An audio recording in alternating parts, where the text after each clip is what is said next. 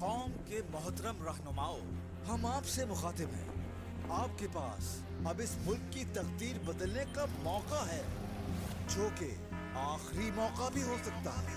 इस मुल्क के मसाइल तो होंगे बेशुमार, लेकिन वो मसला जिससे इस घर के वजूद को ही खतरा लाहक हो सकता है और जिसे अगर हल ना किया गया तो ये घर खुदा न खास्ता गिर भी सकता है।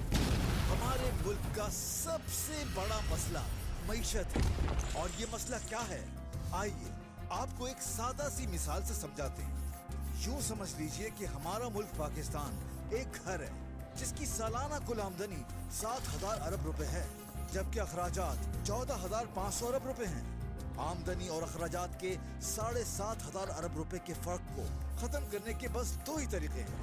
या तो घर वाले अपनी आमदनी बढ़ाकर 14,500 अरब रुपए कर लें, या खर्चे 7,500 अरब रुपए से कम कर दिए जाएं।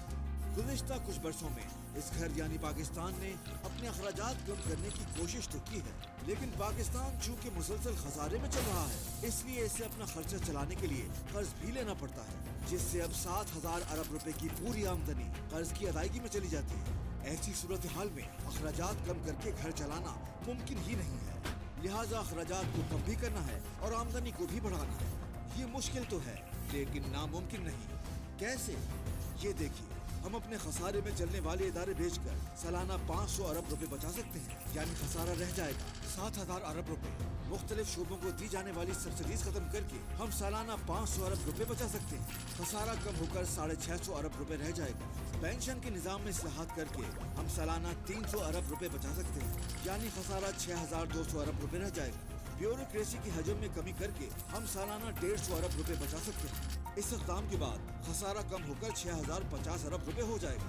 अंडर इनवाइसिंग रोकने से 488 अरब, गैर कानूनी सिगरेट के कारोबार पर टैक्स लगाकर हम सालाना 300 अरब रुपए हासिल कर सकते हैं और इनकम टैक्स इस्लाहात से 400 अरब हासिल किए जा सकते हैं। इस तरह खसारा मजीद कम होकर 4,862 अरब रुपए रह जाएगा।